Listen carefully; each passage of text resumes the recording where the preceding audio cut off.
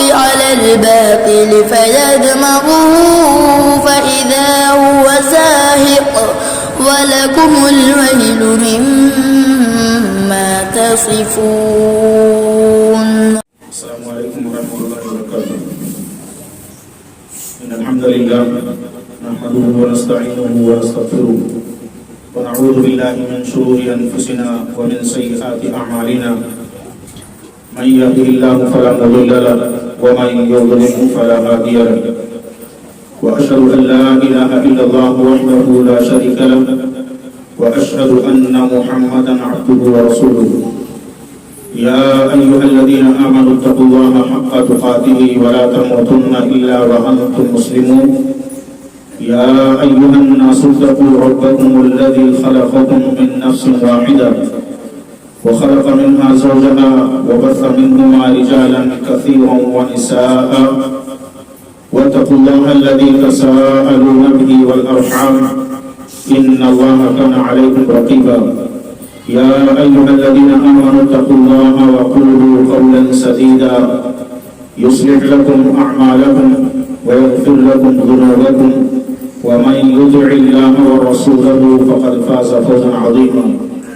أما بعد فإن أصدق الحديث كتاب الله وخير الهدي هدي محمد صلى الله عليه وسلم وشر الأمور محدثاتها وكل محدثة بدعة وكل بدعة ضلالة وكل ضلالة في النار. فأعوذ بالله السميع العليم من الشيطان الرجيم. بسم الله الرحمن الرحيم. يا أيها الذين آمنوا اركعوا واسجدوا واعبدوا ربكم وافعلوا الخير لعلكم تفلحون. تمام طرح کی حمد و ثنا بڑائی اور بزرگی عظمت و کبریائی اور رب ذوالجلال کے لیے درود و سلام کا نزول ہو تمام نبیوں رسولوں اور پیغمبروں پر، خصوصاً اللہ کے آخری نبی جناب محمد عربی صلی اللہ علیہ وسلم پر. اللہم صلی علی محمد وبارک وسلم. معزز و محترم سامعین و سامعات، اللہ تبارک و تعالیٰ کا یہ بہت بڑا فضل و کرم و احسان ہے کہ اللہ رب العالمین نے ہمیں قرآن و سنت کی روشنی میں کچھ باتیں سننے سیکھنے کی توفیق عطا فرمائی اور اپنے قیمتی اوقات میں سے ہمیں وقت نکالنے اور نکال کر بھی بیٹھ کر قرآن و سنت کی روشنی میں کچھ باتیں سیکھنے کی توفیق بھی عطا فرمائی. اس پر اللہ تبارک و تعالیٰ کا اتنا شکر کا جانا کم ہے. آج کے اس درس میں آپ لوگوں کے سامنے اس موضوع پر کچھ باتیں رکھنی ہے. وہ موضوع ہے دوسروں کا بھلا چاہنے کی فضیلت. ہماری پریکٹیکل لائف میں، ہماری زندگیوں میں، بالخصوص اس موجودہ دور میں اس موضوع کی اتنی اہمیت ہے کہ ہم اس کا اندازہ نہیں لگا سکتے. آج جب کہ ہر کوئی اپنے تعلق سے بھلا چاہتا ہے تو اس کے ساتھ بھلائی کا معاملہ ہو، اس کا ہر کام خیر پر مبنی ہو، اس کا کسی بھی طرح کا کوئی نقصان نہ ہو. وہیں آج ہم میں سے اکثر و بیشتر کا یہ نظریہ ہے کہ ہمارا بنے، کسی کا بنے نہ بنے کوئی پرواہ نہیں، کسی کے ساتھ خیر اور بھلائی کا معاملہ ہو کوئی پرواہ نہیں، کسی کا بگڑ رہا ہے بگڑ جائے کوئی پرواہ نہیں. خصوصی طور پہ اس دور میں اس موضوع کو پڑھنے کی، سننے کی اور سمجھنے کی اور ساتھ ہی ساتھ اپنے عملی زندگی میں اس کو نافذ کرنے کی بے انتہا ضرورت ہے. اللہ تبارک و تعالیٰ سے دعا ہے بانی اللہ سب سے پہلے مجھ کہنے والے اور ہم تمام سننے والوں کو صحیح معنوں میں سننے، سمجھنے اور عمل کرنے کی توفیق عطا فرمائے. آمین. تقبل یا رب العالمین. ابھی خطبہ مسنونہ کے بعد آپ کے روبرو 17واں پارہ سورۃ الحج کی 77 نمبر کی آیت کریمہ پڑھی گئی. اس آیت میں اللہ تبارک و تعالیٰ نے ارشاد فرمایا، اہل ایمان کو خطاب کیا، یا ایھا الذین آمنوا ارکعوا واسجدوا واعبدوا ربکم وافعلوا الخیر لعلکم تفلحون. اے ایمان والو، رکوع کرو، سجدے کرو اور اپنے رب کی عبادت کیا کرو وَافْعَلُوا الْخَيْرَ لَعَلَّكُمْ تُفْلِحُونَ، اور ہر طرح کے بھلائی اور خیر کے کاموں کو انجام دیا کرو تاکہ تم فلاح یاب ہو جاؤ، تم کامیاب و کامران ہو جاؤ۔ آیت کے اخیر میں اللہ تبارک و تعالیٰ نے جو اہم بات بتائی ہے، آیت کی ابتدا اللہ تبارک و تعالیٰ اس حکم کے ذریعے کرتا ہے اپنے بندوں سے، خصوصاً اہل ایمان سے، رکوع کرو، سجدہ کرو اور اپنے رب کی عبادت کیا کرو، اور اخیر میں اللہ تبارک و تعالیٰ نے سبوں کو خطاب کیا ہے کہ وَافْعَلُوا الْخَيْرَ، ہر طرح کے بھلائی اور خیر کے کام کو انجام دو۔ اب اگر دیکھیں تو خیر اور بھلائی کے جو امور اور کام ہیں، اس کی فہرست بڑی طویل اور لمبی ہے۔ یہ کسی ایک خیر اور بھلائی کے کام پر مبنی نہیں ہے، بلکہ اس کی فہرست بڑی وسیع اور کشادہ ہے، بڑی لمبی ہے۔ اور بھلائی کے کاموں میں جہاں انسان اپنے لیے بھلا چاہے، خیر چاہے اور خیر طلب کرے، وہیں دوسروں کے ساتھ بھی یہی ذہنیت رکھے کہ دوسروں کا بھی خیر ہو، بھلا ہو، اور اس کے ساتھ بھی ہر طرح کا جو بھی معاملہ انجام پائے وہ خیر اور بھلائی پر مبنی ہو۔ یہ صفت کہ انسان اپنی ذات کے ساتھ ساتھ خیر اور بھلا چاہنے والا ہو، اور اپنے ساتھ ساتھ دوسروں کا بھی یہی سوچ رکھتے ہوئے کہ دوسروں کا بھی ہر معاملے میں خیر اور بھلا ہو، یہ ہمارے اسلام کا تقاضا ہے، اور یہ ہماری انسانی زندگی میں اتنی عظیم صفت ہے کہ ہم اس کا اندازہ نہیں لگا سکتے۔ اور اس صفت کو پیدا کرنے کے لیے بڑی محنت کی ضرورت ہے، بہت سارے خواہشات کو کچلنے کی ضرورت ہے، اپنے نفس سے جہاد کرنے کی ضرورت ہے، اور ہر اعتبار سے محنت و مشقت کر کے اس صفت کو حاصل کیا جا سکتا ہے۔ یہ معمولی صفت نہیں ہے کہ ہم اپنا بھی بھلا چاہیں اور اپنے ساتھ ساتھ اپنے دوسرے مومن بھائی اور مومنہ عورتوں کے لیے بھی خیر اور بھلا چاہیے، معمولی صفت نہیں ہے۔ یہ صفت اتنی عظیم اور اتنی بڑی ہے کہ آپ اندازہ لگا سکتے ہیں۔ حدیث کی ایک معروف و مشہور کتاب سنن ابی داؤد، صحیحین یعنی بخاری اور مسلم جو حدیث کی صحیح کتابیں ہیں، اس کے بعد اس کتاب کا مقام ہے ابو داؤد کا۔ اس حدیث کی کتاب کے امام اپنی اس حدیث کی کتاب میں تقریباً 5000 حدیثیں نقل کی ہیں، اور امام ابو داؤد رحمۃ اللہ علیہ کہتے ہیں کہ میں نے اپنی اس کتاب میں تقریباً 5000 حدیثیں نقل کی ہیں، لیکن اس کتاب میں 4 حدیثیں ایسی ہیں کہ اگر کوئی ان 4 حدیثوں پر بیک وقت عمل پیرا ہو جائے، ان 4 حدیثوں میں اگر وہ عمل کر لے کما حقہ، تو گویا کہ اس نے پورے دین پر عمل کر لیا، پوری قرآن پر عمل کر لیا، اور پورے احادیث پر عمل کر لیا۔ گویا کہ یہ 4 حدیثیں اپنے اندر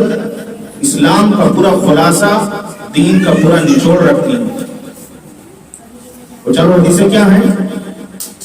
4 حدیثوں کی مکمل تشریح تو اس مختصر سے وقت میں نہیں ہو پائے گی، لیکن ان 4 احادیث میں جو آج کے درس کا میرا موضوع ہے، جو حدیث متعلق ہے، اس سے میں گفتگو کروں گا۔ بہرحال امام داؤد رحمۃ اللہ جو کہتے ہیں کہ 5000 احادیث میں جو 4 احادیث ہیں اس پر پورے اسلام کا دار و مدار ہے، اگر کوئی ان پر عمل کر لے تو وہ پورے اسلام پر عمل پیرا ہوگا۔ پہلی حدیث سے متعلق کہتے ہیں، پہلی حدیث ہے انما الاعمال بالنیات، کہ تمام طرح کے کاموں کا دار و مدار نیتوں پر ہے۔ یہ حدیث بڑی مختصر ہے، لیکن انسان اگر اس کو سمجھ جائے تو اس کی نیت کی اصلاح ہو جاتی ہے، اور جب اس کی نیت کی اصلاح ہوتی ہے تو انسان کے اعمال کی بھی اصلاح ہو جاتی ہے، اور وہ ہر طرح کے خیر اور بھلائی کے ہی کام کو انجام دیتا ہے۔ نیکی کے کام اس سے ہوتے ہیں، برائیوں کے کام اس سے چھوٹ جاتے ہیں۔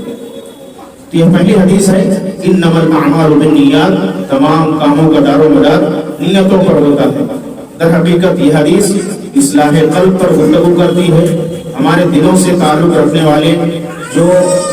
ہماری عادات ہیں، طور طریقے ہیں، دلوں کے جو اعمال ہیں، ان پر یہ حدیث بحث کرتی ہے۔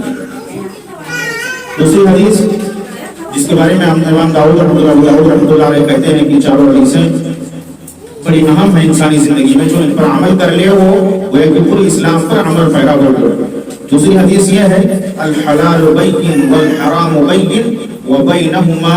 امور مشتبہات لا یعلمہن کثیر من الناس. کہتے ہیں کہ حلال کام بھی واضح ہے، حرام کام بھی واضح ہے، اور حلال اور حرام کے درمیان کچھ مشتبہ چیزیں ہیں، شک و شبہے والی چیزیں ہیں، شک و شبہے والے کام ہیں. بہت سارے لوگ ہیں جس کو جانتے نہیں ہیں اور شبہے کی وجہ سے حلال کرنے کی وجہ حرام واقع ہو جاتے ہیں. یہ دوسرے نمبر کی حدیث ہے. تیسری حدیث امام ابو داؤد رحمۃ اللہ علیہ کہتے ہیں وہ یہ ہے من حسن اسلام المرء ترکہ ما لا یعنی،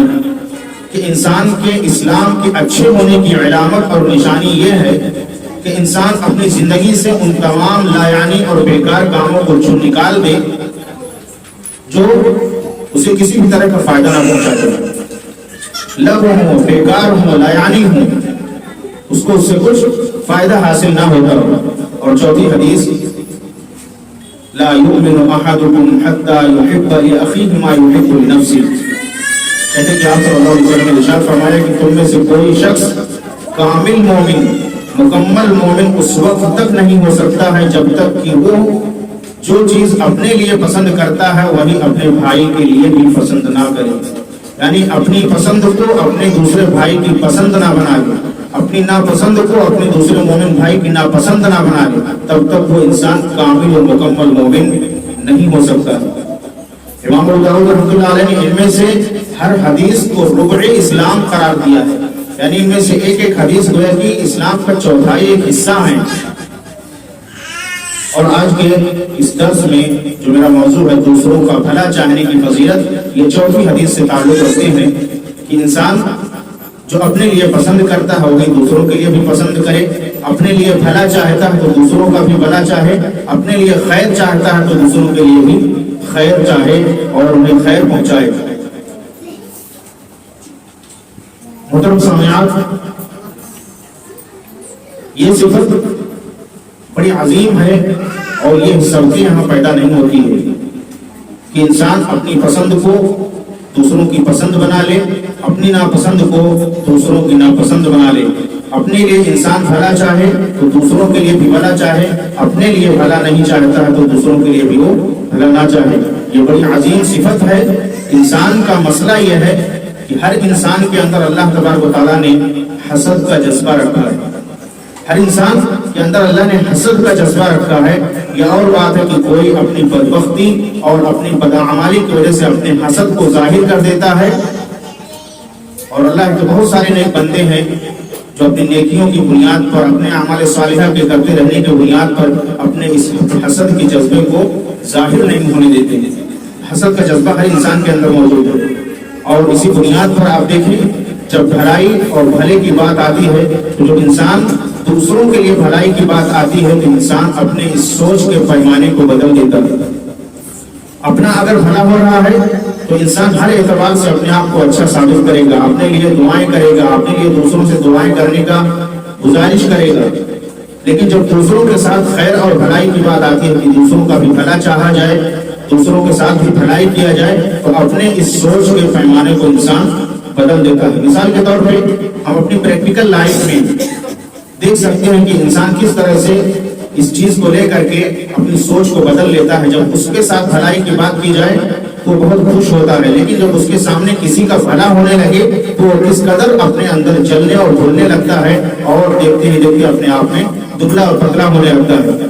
مثال کے طور پہ دیکھیں کہ اگر ایک انسان ہے، بزنس کر رہا ہے، کاروبار کر رہا ہے، اگر وہ ترقی کر رہا ہے تو اس کی ترقی ہم سے دیکھی نہیں جاتی. وہ کامیاب ہو رہا ہے تو اس کی کامیابی ہمیں دیکھی نہیں جاتی. ایک انسان ہے، دکاندار ہے، اور ہم بھی دکاندار ہیں، ہماری دکان پہ گراہک اور کسٹمر کم آ رہے ہیں، سامنے والے کی دکان پہ کسٹمر کی بھرمار ہے. ہمیں یہ چیز دیکھی نہیں جاتی، ہمیں یہ چیز ہضم نہیں ہوتی. اور وہی اگر کسٹمر ہماری دکانوں پر ہوں ہمیں بہت اچھا لگتا ہے، لیکن دوسرے کسی دکان پہ چلے جائیں تو ہمیں یہ چیز اچھی محسوس نہیں ہوتی. خاص کر چونکہ آج کا یہ درس خواتین پر مشتمل ہے، سامعات پر مشتمل ہے، ایسے موقع پر میں کہنا چاہوں گا کہ خاص کر عورتوں میں یہ چیز بہت زیادہ پائی جاتی ہے کہ کسی کا اچھا نہ ہو، کسی کے ساتھ بھلا نہ ہو.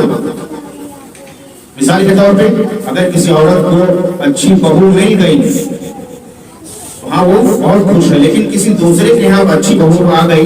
لڑکے کی شادی ہوئی، اچھی بہو مل گئی، اب اس عورت کو رہا نہیں جاتا کیسے اس کو اچھی بہو مل گئی، اچھا داماد کسی کو مل گیا، یہ دیکھا نہیں جاتا ہے، خوشی نہیں ہوتی ہے اس میں، اپنے کو مل جائے تو اس کو بہت خوشی ہے، لیکن دوسرے کو ملا تو اسے خوشی نہیں ہوتی ہے۔ اپنے بھائی کے بیٹے کی کامیابی پر آج خوشی نہیں ہوتی، ہمارا بیٹا کامیاب ہو جائے، اچھا رزلٹ لے آئے تو ہم بہت خوش ہوتے ہیں، ہماری سگی بہن کا بیٹا کامیاب ہو جائے، اچھا نمبر لے آئے، ہمارے سگے بھائی کا بیٹا کامیاب ہو جائے، اچھا نمبر لے آئے، ہمیں یہ چیز دیکھ کر خوشی محسوس نہیں ہوتی ہے، ہمیں اچھا نہیں لگتا ہے۔ تو اپنی پسند کو دوسروں کی پسند بنا لینا اور اپنے ناپسندیدہ چیز کو دوسروں کی ناپسند بنا لینا، یہ معمولی صفت نہیں ہے۔ اللہ کے نبی صلی اللہ علیہ وسلم نے کہا کہ ایسے شخص کو کامل مومن نہ کہا جائے، وہ اپنے ایمان میں مکمل نہیں ہے، اس کا ایمان ناقص اور ادھورا ہے۔ لا یؤمن احدکم حتی یحب لاخیہ ما یحب لنفسہ، تم میں سے کوئی شخص اس وقت تک کامل و مکمل مومن نہیں ہو سکتا ہے جب تک وہ اپنی پسند کو اپنے بھائی کی پسند نہ بنا لے۔ جو اپنے لیے چاہتا ہے وہ اپنے بھائی کے لیے نہ چاہے، اپنے لیے بھلائی چاہتا ہے اپنے بھائی کا بھی وہ بھلا چاہے، اس کا برا نہ چاہے، یہ صفت بڑی عظیم ہے۔ اور اس صفت کو اگر ہم دیکھا جائے اپنے معاشرے میں ہم دیکھیں کن کے یہاں پائی جاتی ہے، بہت کم افراد ایسے ملیں گے جو دوسروں کی خوشحالی پر خوش ہوتے ہیں، دوسروں کے ساتھ بھلا ہو رہا ہو انہیں اچھا لگتا ہو، ورنہ آج ایسے لوگوں کی اکثریت اور بھرمار ہے کہ لوگوں کے ساتھ بھلا ہونا اکثر لوگوں کو اچھا نہیں لگتا ہے، انہیں یہ چیز راس نہیں آتی ہے، جبکہ ہونا تو یہ چاہیے کہ ہماری عزت ہو رہی ہے، سبوں کی عزت ہو، ہماری عزت کی جا رہی ہے تو سب کی عزت کی جائے، لیکن ایسا آج ہمارے معاشرے میں نہیں ہوتا۔ ہماری عزت ہو رہی ہے بہت اچھا، لیکن اگر کوئی ہمارا کبھی انبن کسی کے ساتھ ہوا، اس کی بے عزتی ہو رہی ہے، اس کو ذلیل اور رسوا کیا جا رہا ہے، ہمیں تکلیف نہیں ہوتی بلکہ ہمیں ایسے موقع پر خوشی ہوتی ہے۔ اللہ کے نبی صلی اللہ علیہ وسلم نے ہمیں چوکنا کیا ہے کہ ایسے شخص کو اور ایسی ذہنیت رکھنے والے کو، ایسی سوچ رکھنے والے کو، ایسی پسند اور ناپسند رکھنے والے کو کامل مومن نہیں کہا جا سکتا ہے۔ ہاں، جب تک وہ اپنی پسند کو دوسروں کی پسند نہ بنا لے، اپنے لیے جو پسند کرتا ہے وہی دوسروں کے لیے بھی پسند کرے، اپنے لیے جو ناپسند کرتا ہے وہی اپنے دوسرے مومن بھائیوں کے لیے بھی ناپسند کرے۔ محترم سامعین، ہم اس نبی کے امتی ہیں جو نبی ساری انسانیت کا درد لے کر جیتے تھے، اس نبی کے دل میں ساری انسانیت کا درد تھا، یہاں تک کہ جانوروں کا درد بھی لے کر کے جیتے تھے، اور اس نبی کو اللہ تبارک و تعالیٰ نے رحمت للعالمین بنا کر دیا، وما ارسلناک الا رحمت للعالمین، ہم اس نبی کے امتی ہیں۔ بحیثیت امتی ہونا تو یہ چاہیے کہ ہمارا اخلاق، ہمارے طور طریقے، ہماری سوچ، ہماری سمجھ اور ہر طرح سے جو ہماری زندگی میں کام ہو رہا ہے وہ ہمارے نبی کے اسوے کے مطابق ہو، ان کی گزاری ہوئی زندگی کے طرز پر ہماری زندگی کے ہر معاملے انجام پا رہے ہوں۔ اللہ کے نبی صلی اللہ علیہ وسلم کتنا درد لے کے جیتے تھے اور کتنا لوگوں کے ساتھ بھلا چاہتے تھے، لوگوں کے ساتھ کتنی فکر ہوتی تھی ان کی کہ ان کے ساتھ بھلائی کا معاملہ ہو اور ان کے ساتھ برائی کا معاملہ نہ ہو۔ اسی چیز کو لے کے آپ صلی اللہ علیہ وسلم ہمیشہ ذہنی طور پہ ڈسٹرب رہتے تھے، ہمیشہ پریشانی محسوس کرتے تھے اور اپنے اندر ایک عجیب سی کیفیت پاتے تھے۔ قرآن کہتا ہے، اللہ تبارک و تعالیٰ نے فرمایا فَلَعَلَّكَ بَاخِعٌ نَفْسَكَ عَلَىٰ آثَارِهِمْ إِن لَّمْ يُؤْمِنُوا بِهَٰذَا الْحَدِيثِ أَسَفًا، کہ نبی شاید آپ ان لوگوں کے ایمان نہ لانے کی وجہ سے آپ اپنے آپ کو خود ہلاک کر بیٹھیں گے، اپنے آپ کو خود ہلاک کر بیٹھیں گے۔ آپ وسلم کی یہ سوچ ہوتی تھی کہ جو لوگ ایمان نہیں لائے ہیں کاش وہ لوگ کتنا جلدی ایمان لے آئیں، ان کے ساتھ بھی بھلائی کا معاملہ کیا جائے، ان کا بھی بھلا ہو، ان کی زندگی خیر و عافیت سے گزرے۔ یہ ذہنیت لے کے آپ صلی اللہ علیہ وسلم ہمیشہ جیتے تھے اور اپنے صحابہ کو بھی یہی، اپنی امتیوں کو بھی یہی آپ نے تعلیم دی ہے۔ لیکن آج ہم نے اس تعلیم کو پیچھے ڈال دیا ہے۔ ہمارے ساتھ بھلا ہو، ہمارے ساتھ خیر ہو تو بہت اچھا ہے، دوسرے کے ساتھ خیر اور بھلائی نہیں ہونی چاہیے۔ اگر ہوتی ہے کسی کے ساتھ ہمیں یہ چیز ہضم نہیں ہوتی اور ہمیں اس سے ایک طرح سے دشمنی ہوتی اور ہمیں یہ چیز اچھی محسوس نہیں ہوتی۔ نبی صلی اللہ علیہ وسلم کی امتی ہونے کی حیثیت سے ہمارے اخلاق ہمارے نبی کے اخلاق جیسے ہونی چاہیے، ہماری سوچ، ہماری فہم ہمارے نبی صلی اللہ علیہ وسلم کے سوچ اور فہم کے عین مطابق ہونی چاہیے۔ ہمارے ہر طرح کے طور اور طریقے، ہماری زندگی میں آنے والے تمام مسائل اور ان کا حل اللہ کے نبی صلی اللہ علیہ وسلم کے طرز پر اور ان کے طرز زندگی کے مطابق ہونی چاہیے۔ صحابہ کا اگر عمل دیکھیں اس معاملے میں کہ وہ لوگوں کا کتنا بھلا چاہتے تھے اور لوگوں کے ساتھ کتنے خیر اور بھلائی پہنچانے کی فکر رکھتے تھے، اور لوگوں کے ساتھ اگر بھلا ہوتا ہو تو ان کی ذہنیت، ان کی سوچ ہماری سوچ کی طرح نہیں تھی کہ کیوں اس کے ساتھ بھلا ہو رہا ہے، کیوں اس کے ساتھ خیر ہو رہا ہے، اس کا برا ہوتا، اس کا بگڑ جاتا تو بہت اچھا ہوتا۔ صحابہ کا یہ فہم اور یہ سوچ نہیں تھی۔ عبداللہ ابن عباس رضی اللہ عنہ کے بارے میں آتا ہے، وہ کہتے ہیں کہ جب کسی علاقے میں بارش ہوتی ہے تو مجھے بے انتہا خوشی ہوتی ہے۔ جب کسی علاقے میں شدید بارش ہوتی ہے تو مجھے بے انتہا خوشی ہوتی ہے۔ کیوں خوشی ہوتی ہے؟ میرے علاقے میں بارش نہیں ہوئی، مجھے تو خوش نہیں ہونا چاہیے۔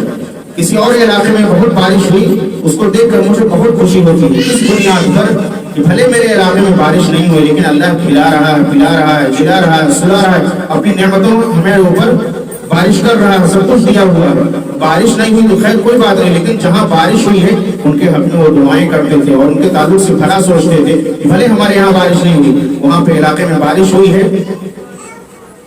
وہاں کے انسانوں کو سیرابی ہوگی، جانور لوگ سیراب ہوں گے، کھیتوں کی سیرابی ہوگی اور فصل اگیں گے، لہراتی کھیتیاں ہوں گی، لوگوں کا بھلا ہوگا اور لوگ ایک خیر و عافیت والی زندگی گزاریں گے۔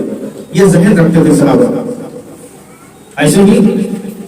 یہی عبداللہ ابن عباس رضی اللہ عنہ کہتے ہیں کہ جب میں کسی قاضی کے بارے میں سنتا ہوں، قاضی جج کو کہتے ہیں جو لوگوں کے فیصلے سناتا ہے، کسی کورٹ میں کوئی مسئلہ ہوتا ہے یا مقدمہ چل رہا ہوتا ہے، جو قاضی فیصلہ سناتا ہے اس کو کہتے ہیں کہ جب میں کسی اچھے فیصلہ کرنے والے قاضی کے بارے میں سنتا ہوں تو میں اپنی جائز دعاؤں میں اس کو خاص طور پر شامل کر لیتا ہوں، اس قاضی کو میں شامل کر لیتا ہوں اور دل سے میں اس کے لیے دعائیں دیتا ہوں قائم رہنے کے لیے، انصاف پر قائم رہنے کے لیے۔ حالانکہ کہتے ہیں کہ اس قاضی کے پاس میرا کوئی میٹر نہیں ہوتا ہے، میرا کوئی کیس نہیں چل رہا ہوتا ہے جس بنیاد پر میں اس کو دعا دوں تاکہ وہ میرے حق میں بہتر فیصلہ کرے، نہیں، بلکہ اس لیے کہ میں اس کے اچھے فیصلے پر قائم رہنے کے لیے اس لیے دعا کرتا ہوں کہ لوگوں کا میٹر اس کے پاس جائے گا، لوگوں کا مقدمہ اس کے پاس جائے گا اور وہ اچھے منصف کی بنیاد پر لوگوں کا اچھا فیصلہ کرے گا اور لوگوں کے ساتھ خیر اور بھلا ہوگا۔ یہ ذہنیت صحابہ کے یہاں پائی جاتی تھی۔ اور ہے خود ہم اللہ کے نبی جناب محمد صلی اللہ علیہ وسلم کی تعلیمات پر اس معاملے میں اگر دھیان دیں تو آپ صلی اللہ علیہ وسلم نے کیا تعلیم دی ہے کہ کس طرح سے لوگوں کے ساتھ ہمارا رہن سہن ہو، ہمارے معاملات ہوں، ہم کس طرح سے لوگوں کے ساتھ پیش آئیں، کس طرح سے ہم لوگوں کے ساتھ ہمدردی کا جذبہ رکھیں، ان کے ساتھ خیر اور بھلائی کا معاملہ کریں۔ آپ صلی اللہ علیہ وسلم فرماتے ہیں مثل المؤمنین فی توادهم وتراحمهم وتعاطفهم كمثل الجسد الواحد اذا اشتكى منه عضو تداعى له سائر الجسد بالسهر والحمى۔ آپ صلی اللہ علیہ وسلم مومنوں کی مثال بیان فرماتے ہیں کہ آپس میں مومنوں کی مثال محبت کرنے میں، ایک دوسرے کے ساتھ ہمدردی کرنے میں، ایک دوسرے کے ساتھ نرمی کا معاملہ کرنے میں مومنوں کی مثال ایک جسم کی مانند ہے کہ جب جسم کے ایک حصے میں کہیں خروش لگتا ہے، کہیں درد ہوتا ہے تو جسم کا صرف وہی حصہ درد محسوس نہیں کرتا ہے بلکہ جسم کے پورے حصے بے چین ہو جاتے ہیں۔ انگلی میں اگر کٹ لگ جائے، خون وہاں سے نکل رہا ہو تو انگلی کا وہی حصہ صرف بے چین نہیں ہوتا بلکہ جسم کے پورے حصے بےتاب ہو جاتے ہیں، بے قراری کی کیفیت میں ہوتے ہیں۔ صرف وہی حصہ درد محسوس نہیں کرتا، جسم کے پورے حصے درد محسوس کر کے رات ایسے ہی بیداری میں گزار دیتے ہیں۔ جسم کے اور حصے تو اور ہیں، اللہ تبارک و تعالیٰ نے آنکھ کی شکل میں جو دو نعمتیں اللہ نے ہمیں نوازی ہیں، یہ آنکھیں کتنا درد محسوس کرتی ہیں۔ ایک شاعر کہتا ہے درد کوئی عزو ہو کس قدر روتی ہے آنکھ، درد کوئی عزو ہو کس قدر روتی ہے آنکھ، کس قدر ہمدرد سارے جسم کی ہوتی ہے آنکھ۔ اللہ کے نبی صلی اللہ علیہ وسلم نے اس حدیث میں اور اس فرمان میں جو تعلیم دی ہے کہ مومنوں کی جو مثال آپس میں ایک دوسرے کے ساتھ یہ ہے کہ ان کے ساتھ نرمی کرنے میں، ہمدردی کرنے میں، الفت و محبت کے معاملے میں ان کی مثال ایک جسم کی مانند۔ کٹنے پر جسم کا جیسے وہ ایک حصہ صرف اکیلا نہیں محسوس کرتا ہے، پورے جسم کے حصے بےتاب رہتے ہیں، پریشان رہتے ہیں، ایسے ہی مومن کو کوئی تکلیف ہو، مومن کو کوئی پریشانی ہو تو وہی مومن اس پریشانی کو محسوس نہ کر بلکہ دوسرے تمام مومنین اس تکلیف کو محسوس کرتے ہوئے اس کو جتنا جلدی ہو سکے دور کرنے کی کوشش کریں۔ یہ اللہ کے نبی صلی اللہ علیہ وسلم کی تعلیم ہے۔ محترم سامعین، یہ وہ عظیم صفت ہے کہ دوسروں کا بھلا چاہنا، کہ اخروی جو نجات اور کامیابی کی بات کہی گئی ہے، آخرت میں کامیابی اور کامرانی کی جو بات کہی گئی ہے، اس میں اس صفت کا اور اس خوبی کا بڑا اہم رول ہے۔ انسان قیامت کے دن اللہ کے یہاں اللہ کے حضور جب کھڑا ہوگا، اس کے اعمال کے ذریعے جو اس کو کامیابیاں مل رہی ہوں گی اور وہ جنت کا مستحق قرار پا رہا ہوگا، ان اعمال میں اور ان خوبیوں میں یہ اہم خوبی اگر موجود ہوگی تو انسان اللہ کی جنت کا مستحق قرار پائے گا۔ اور وہ عظیم خوبی، وہ عظیم صفت، یعنی دوسروں کا بھلا چاہنا، اپنی پسند کو دوسروں کی پسند بنا لینا، اپنی ناپسند کو دوسروں کی ناپسند بنا لینا، یہ صفت میدان قیامت میں بہت اہم رول ادا کرے گی۔ اللہ کے نبی صلی اللہ علیہ وسلم کہتے ہیں کہ جو جنت میں داخلہ چاہتا ہو، جو جنت میں داخلہ چاہتا ہو اور جہنم کے عذاب سے اپنے آپ کو بچانا چاہتا ہو تو وہ دو صفت اپنا لے، اپنے یہاں دو صفت پیدا کر لے اور اس کے لیے اللہ سے دعائیں کرے کہ اللہ یہ دو صفت اور یہ دو خوبیاں، دو عادتیں میرے اندر بھی پیدا ہو جائیں۔ پہلی صفت کیا ہے؟ اللہ کے نبی صلی اللہ علیہ وسلم کہتے ہیں کہ اللہ اور آخرت پر ایمان رکھتے ہوئے اس کی موت ہے۔ اللہ سے دعا کرے کہ اللہ جب میں اس دنیا سے رخصت ہو رہا ہوں تو میں ایمان پر رخصت ہوں، ایمان پر میری وفات ہو، اور اگر اس انسان کی وفات ایمان کی حالت میں ہوئی ہے تو انشاءاللہ وہ جہنم کے عذاب سے بچایا جائے گا اور جنت کی نعمتوں کے حوالے کیا جائے گا۔ اور دوسری صفت اللہ کے نبی صلی اللہ علیہ وسلم کہتے ہیں کہ جو اپنے لیے انسان پسند کرتا ہے وہی دوسرے کے لیے بھی پسند کرے۔ یہ صفت بھی جو انسان اپنے اندر پیدا کر لے، اپنے لیے بھلا چاہتا ہے تو دوسروں کا بھی بھلا چاہے، یہ صفت جو اپنے اندر پیدا کر لیا وہ بھی کل قیامت کے دن اللہ تبارک و تعالیٰ کی جنت سے محظوظ ہوگا اور جنت کی نعمتیں اسے حاصل ہو کر رہیں گی، اور جہنم کے عذاب کی جو طرح طرح کی شکلیں ہیں ان تمام عذاب کی شکلوں سے اللہ تبارک و تعالیٰ اسے نجات دے گا اور اسے بچا لے گا۔ تو یہ صفت بڑی عظیم صفت ہے کہ اپنی پسند کو دوسروں کی پسند بنانا اور اپنی ناپسند کو دوسروں کی ناپسند بنا لینا۔ معاشرے کو برائیوں سے پاک کرنے کے لیے اللہ کے نبی صلی اللہ علیہ وسلم نے اس صفت کو بھی اپنایا ہے کہ انسان جیسے اپنے لیے اچھا سوچتا ہے، اپنے لیے بھلا سوچتا ہے، اپنے لیے اپنی پسند کو بہت محترم سمجھتا ہے، ایسے ہی دوسروں کا بھی وہ بھلا چاہے، دوسروں کے لیے بھی اچھی سوچ رکھے، دوسروں کے لیے بھی ہر طرح کے خیر اور بھلائی کے معاملات میں آگے بڑھنے کی کوشش کرے۔ تو اللہ کے نبی صلی اللہ علیہ وسلم نے اس صفت کو لے کر کے معاشرے کے لوگوں کی تربیت کی۔ آپ صلی اللہ علیہ وسلم نے جس معاشرے میں آنکھ کھولی تھی وہاں برائیوں کی بھرمار تھی، بڑی بڑی برائیاں اور بڑے بڑے جرائم اور گناہ اس معاشرے میں ہوا کرتے تھے۔ اللہ کے نبی صلی اللہ علیہ وسلم نے بڑے ہی احتیاط اور حکمت کے ذریعے لوگوں کی تربیت کی اور لوگوں کو راہ راست پر لانے کی مکمل کوشش کی، اللہ سے دعائیں کی، اللہ نے انہیں کامیابی دی اور برائیوں سے بچا کر کے نجات دیا۔ ایک بڑی عظیم برائی، ایک عظیم برائی زنا کی شکل میں، جس کو کوئی بھی پسند نہیں کرتا، اللہ کے نبی صلی اللہ علیہ وسلم نے اس صفت کو لے کر کے اپنے ایک عظیم صحابی کی تربیت کی کہ دوسروں کا انسان بھلا چاہے، جیسے اپنے لیے اچھا سوچتا ہے ایسے دوسروں کے لیے بھی اچھا سوچے، جیسے اپنے لیے اچھا پسند کرتا ہے ایسے دوسروں کے لیے بھی اچھا پسند کرے، جو اپنے لیے ناپسند کرتا ہے وہ دوسروں کے لیے بھی ناپسند کرے۔ دیکھیں کس طرح سے اللہ کے نبی صلی اللہ علیہ وسلم نے ایک صحابی کی تربیت کی۔ صحابہ کرام کا مجمع لگا ہوا تھا، اللہ کے نبی صلی اللہ علیہ وسلم مجمع میں موجود تھے، مجلس میں تشریف فرما تھے۔ ایک آدمی آتا ہے اور آ کر کے اللہ کے نبی صلی اللہ علیہ وسلم سے کہتا ہے یا رسول اللہ ایذن بالزنا، اللہ کے نبی صلی اللہ علیہ وسلم مجھے زنا کی اجازت دے دیجیے، مجھے بدکاری کی اجازت دے دیجیے۔ صحابہ اسے خاموش کرنے لگے، چپ ہو جاؤ، کیا کہہ رہے ہو؟ اللہ کے نبی صلی اللہ علیہ وسلم نے صحابہ کو خاموش کیا اور اس کو اپنے پاس بلایا،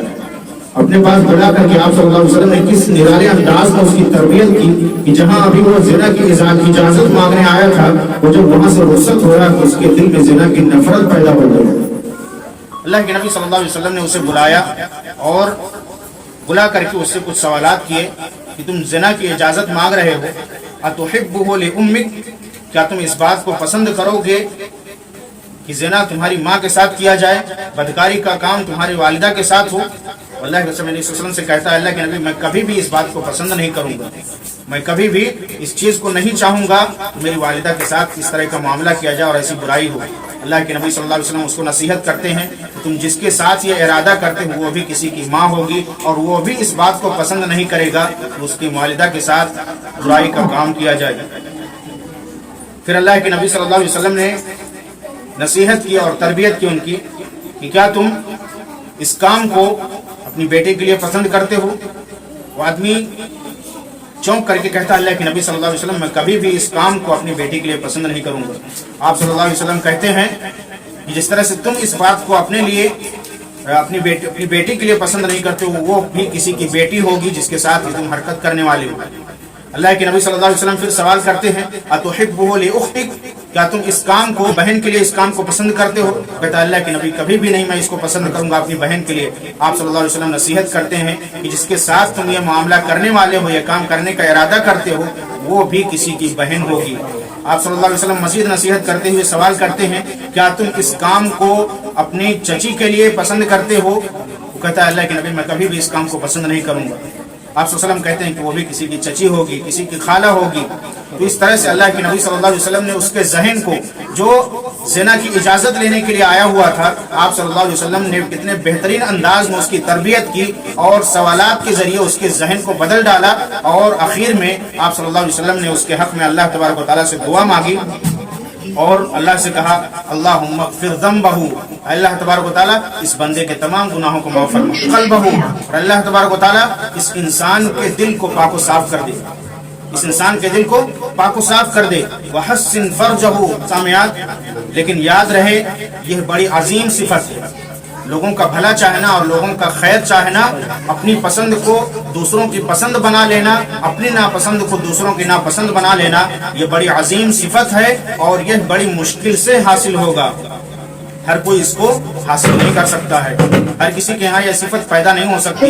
وہی انسان اس صفت کو پا سکتا ہے اور کامیابی مل سکتی ہے جو اپنے نفس سے لڑنے والا ہو، اپنے نفس سے جہاد کرنے والا ہو اور اپنے نفس کو شکست دینے اور ہرا دینے والا ہو، وہی انسان اپنے اندر اس صفت کو پیدا کر سکتا ہے۔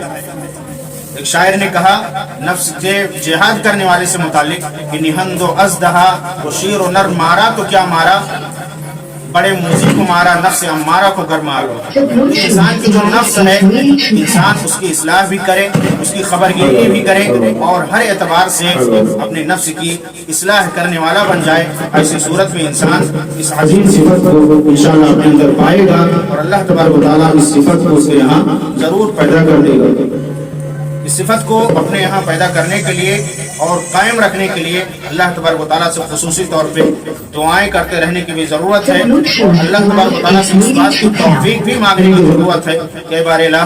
ہمارے دل میں یہ صفت پیدا فرما، اس طرح سے ہم اپنے لیے خیر سمجھتے ہیں، اپنے لیے بھلا چاہتے ہیں، ایسے دوسروں کے لیے بھی ہم خیر طلب کریں اور بھلائی چاہیں، کہ ہر معاملے میں خیر اور بھلائی کو طلب کریں اور ان کے لیے بھی دعائیں کریں۔ ایک مختصر سا واقعہ ہے جو میں آپ کے سامنے رکھنا چاہوں گا۔ حضرت عبداللہ بن عمر بن عاص رضی اللہ تعالیٰ عنہ بڑے مشہور صحابی رسول ہیں، کہ کہتے ہیں کہ اللہ کے نبی صلی اللہ علیہ وسلم کے ساتھ ہم لوگ ایک موقع پہ مسجد نبوی میں بیٹھے ہوئے تھے۔ آپ صلی اللہ علیہ وسلم ہم صحابہ سے مخاطب ہو کر کے کہتے ہیں کہ ایک جنتی آدمی کو دیکھنا چاہتے ہو؟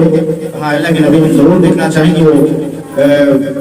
جنتی انسان کون ہے جس کے بارے میں آپ کہہ رہے ہیں، وہ خوش قسمت انسان کون ہے جس کے بارے میں آپ کی زبان سے یہ باتیں نکل رہی ہیں کہ جنتی انسان کو آپ دیکھنا چاہتے ہو؟ تھوڑی دیر ہو گئی، اتنی دیر میں ایک صحابی آئے اور آ کر کے انہوں نے وضو کیا، نماز ادا کی، اس کے بعد وہاں سے وہ نکل گئی۔ دوسرا دن پھر ایسے نہیں آتا ہے، معمول کے مطابق صحابہ نبی صلی اللہ علیہ وسلم کے ساتھ مسجد نبوی میں بیٹھے ہوئے ہیں۔ پھر اللہ کے نبی صلی اللہ علیہ وسلم کہتے ہیں کہ یہ جنتی آدمی کو دیکھنا چاہتے ہو؟ کہتے ہیں ہاں اللہ کے نبی۔ پھر وہی پہلے دن جو آدمی آئے تھے وہی آدمی پھر آئے اور وضو کیا، نماز پڑھی اور نکل گئے۔ اسی طرح سے تیسرے دن بھی ہوا۔ اس واقعے کو حدیث کی شکل میں بیان کرنے والے جو صحابی ہیں عبداللہ بن عمر بن عاص رضی اللہ تعالیٰ عنہ، وہ کہتے ہیں میرے دل میں فکر لاحق ہوئی۔ یہ جو صحابی ہیں جن کے بارے میں آپ صلی اللہ علیہ وسلم نے کہا کہ جنتی انسان کو دیکھنا چاہتے ہو، میں جا کر کے پتہ کروں یہ کون سا کام کرتے ہیں، کون سی نیکی کا کام کرتے ہیں جن کے تعلق سے اللہ کے نبی کی زبان سے یہ بات نکل رہی ہے کہ جنتی انسان کو دیکھنا چاہتے ہیں۔ کہتے ہیں کہ میں نے ان کے ساتھ ہو لیا اور ان کے پاس جا کر کے کہا میرے بھائی میرے گھر کے لوگوں سے کچھ اختلاف ہو گیا ہے، میں 3 دن کے لیے ان کے ہاں سے رخصت ہوا ہوں، 3 دن کے بعد ہی گھر پہ جا سکتا ہوں، کیا میں آپ کے ساتھ وقت گزار سکتا ہوں، آپ کے ساتھ رہ سکتا ہوں؟ کہتے ہیں کوئی بات نہیں، آپ رک سکتے ہیں میرے ساتھ، میرے گھر پہ بھی رہ سکتے ہیں۔ بہرحال انہیں موقع کی تلاش تھی کہ کون سا عمل یہ کرتے ہیں جس کی بنیاد پر اللہ کے نبی نے انہیں جنتی کی خوشخبری سنائی اور جنتی ہونے کی بات کہی تھی۔ کہتے ہیں رات ہوئی، میں ان کے ہر عمل پہ نظر رکھ رہا تھا، یہ کون سا کام دن اور رات میں کرتے ہیں۔ ذکر و اذکار کو میں نے ان کے یہاں زیادہ کرتے ہوئے پایا، میں سوچ رہا تھا کہ رات میں اٹھتے ہوں گے، لمبی نمازیں پڑھتے ہوں گے،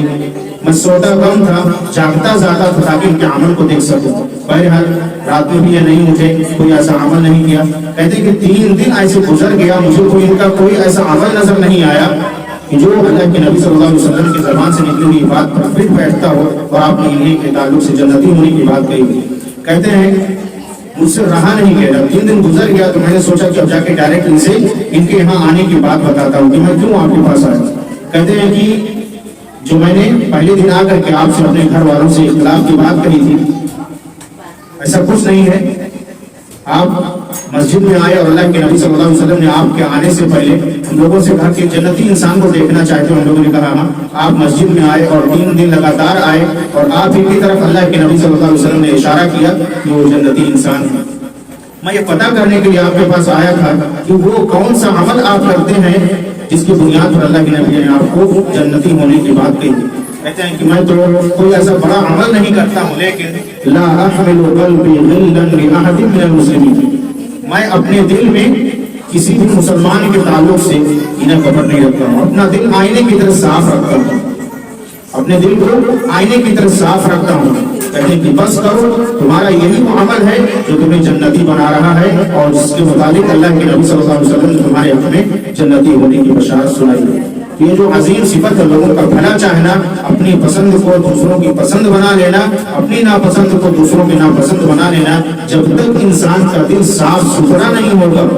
اپنے دل کو یہ آئینے کی طرف صاف ستھرا نہیں بنائے گا، انسان اس صفت سے محروم رہے گا اور کبھی بھی وہ لوگوں کا بھلا نہیں چاہ سکتا۔ تو اس صفت کو پیدا کرنے کے لیے ہمیں اپنے دلوں کو صاف رکھنے کی ضرورت ہے۔ ایسے ہی اللہ کے نبی صلی اللہ علیہ وسلم نے ایک چھوٹی سی حدیث میں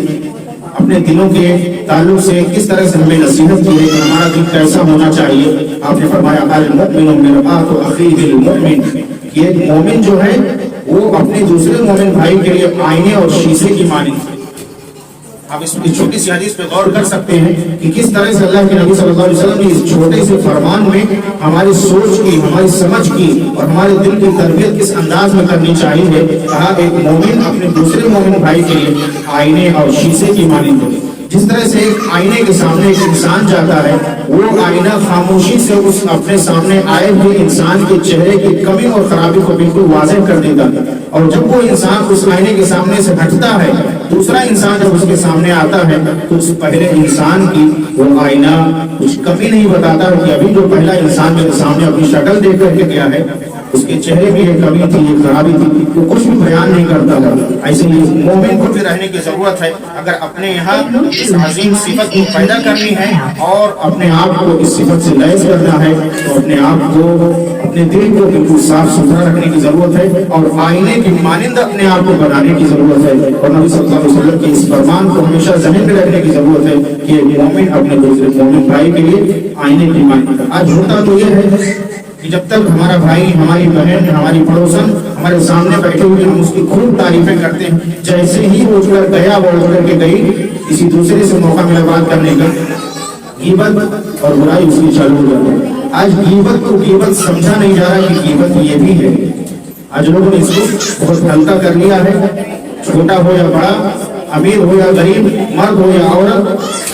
انسان جوان ہو یا بوڑھا ہو، ہر کسی کے یہاں یہ کم زیادہ قیمت پائی جاتی ہے۔ اور اس کے تعلق سے جو اسلام نے وعیدیں سنائی ہیں اور جو محرومیاں رکھی ہیں اور جو اس کے تعلق سے